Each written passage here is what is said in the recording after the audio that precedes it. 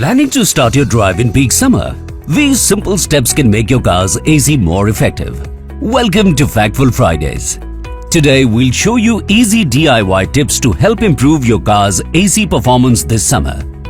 When your car is parked under the blazing sun for a long time, the interior temperature can become very high. That's why, before you begin your trip, turn the AC on at full fan speed with vents open. Set the temperature to lowest and keep windows open for a few seconds. This pushes out hot air faster, allowing the AC to cool the cabin faster and more efficiently. Here is a pro tip.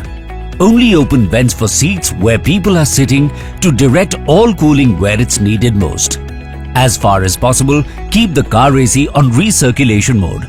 This reuses cooled air, helping the AC cool faster and maintain temperature. Cooling efficiency also depends on proper airflow. A clogged cabin air filter restricts it. It gets clogged over time and usage. Hence, it is recommended to replace it as per the maintenance schedule. For a long-term durability, even in winter, run your AC at least once a month for a minute.